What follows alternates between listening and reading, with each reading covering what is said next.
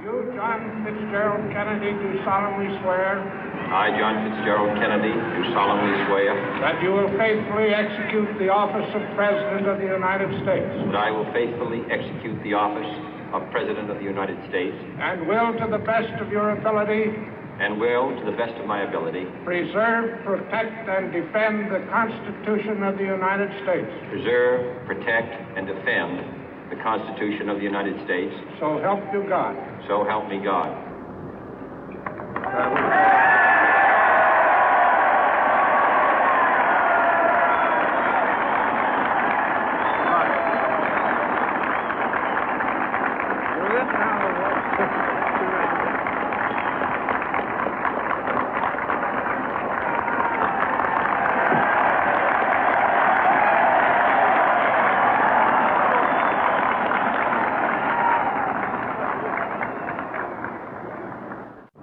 Vice President Johnson, Mr. Speaker, Mr. Chief Justice, President Eisenhower, Vice President Nixon, President Truman, Reverend clergy, fellow citizens.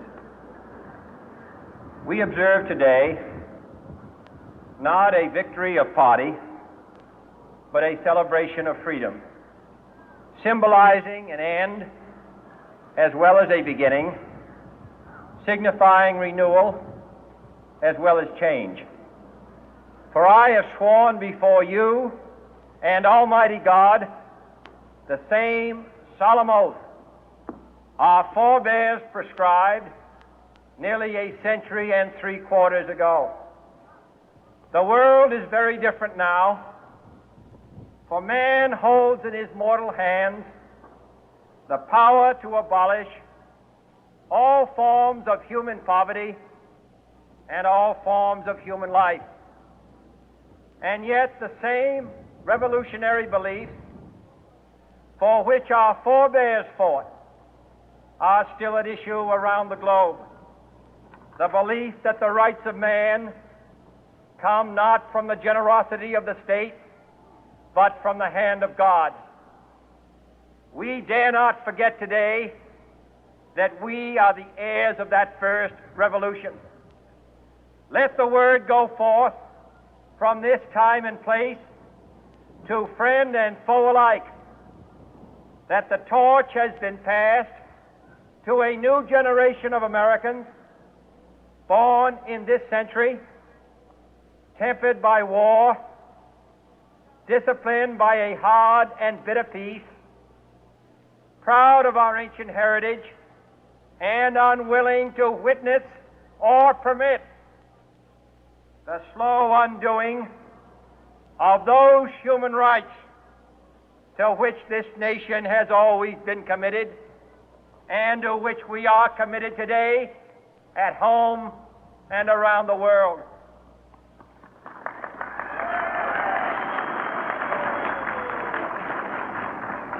Let every nation know, whether it wishes us well or ill, that we shall pay any price, bear any burden, meet any hardship, support any friend, oppose any foe to assure the survival and the success of liberty.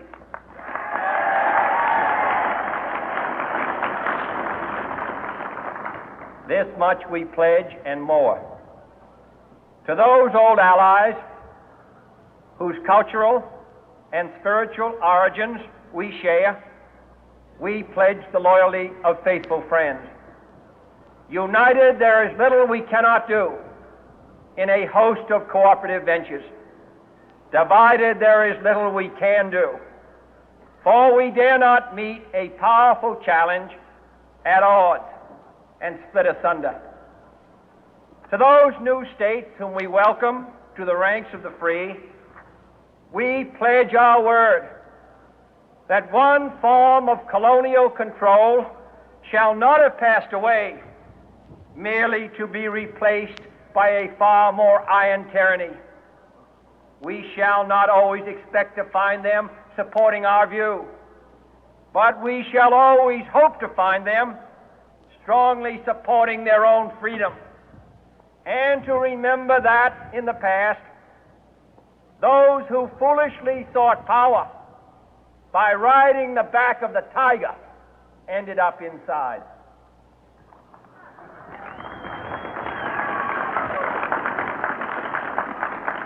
To those people in the huts and villages of half the globe struggling to break the bonds of mass misery, we pledge our best efforts to help them help themselves for whatever period is required, not because the communists may be doing it, not because we seek their votes, but because it is right. If a free society cannot help the many who are poor, it cannot save the few who are rich.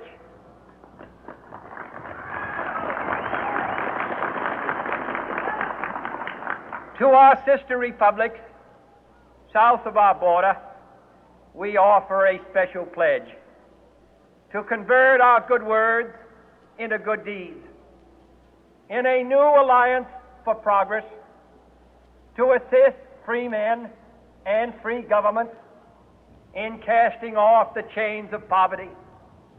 But this peaceful revolution of hope cannot become the prey of hostile powers.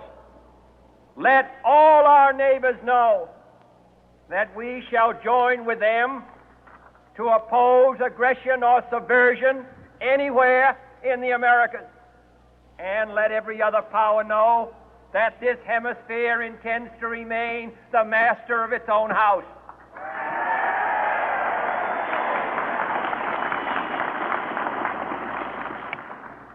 To that World Assembly of Sovereign States, the United Nations, our last best hope, in an age where the instruments of war have far outpaced the instruments of peace, we renew our pledge of support to prevent it from becoming merely a forum for invective, to strengthen its shield of the new and the weak, and to enlarge the area in which its writ may run. Finally, to those nations who would make themselves our adversary, we offer not a pledge, but a request that both sides begin anew the quest for peace. Before the dark powers of destruction, unleashed by science, engulf all humanity in planned or accidental self-destruction, we dare not tempt them with weakness, for only when our arms are sufficient beyond doubt can we be certain beyond doubt that they will never be employed. But neither can two great and powerful groups of nations take comfort from our present course, both sides overburdened by the cost of modern weapons, both rightly alarmed by the steady spread of the deadly atom, yet both racing to alter that uncertain balance of terror that stays the hand of mankind's final war.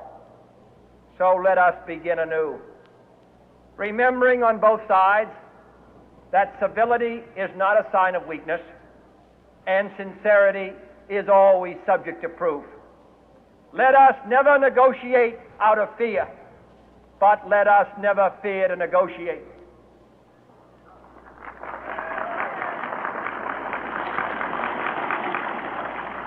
Let both sides explore what problems unite us, instead of belaboring those problems which divide us. Let both sides, for the first time, formulate serious and precise proposals for the inspection and control of arms, and bring the absolute power to destroy other nations under the absolute control of all nations.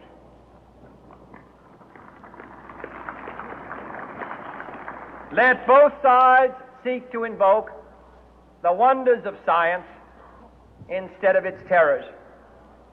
Together, let us explore the stars, conquer the deserts, eradicate disease, tap the ocean depth, and encourage the arts and commerce.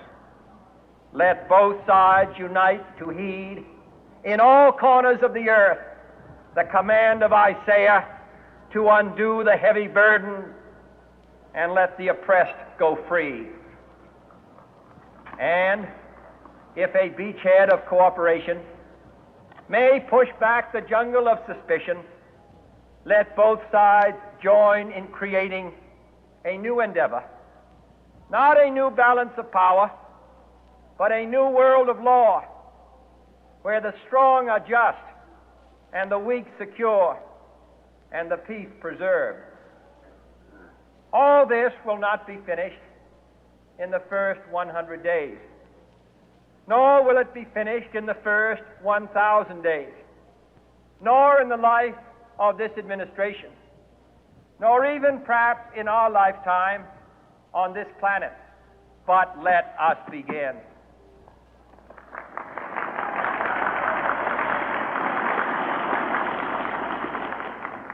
In your hands, my fellow citizens, more than mine, will rest the final success or failure of our course.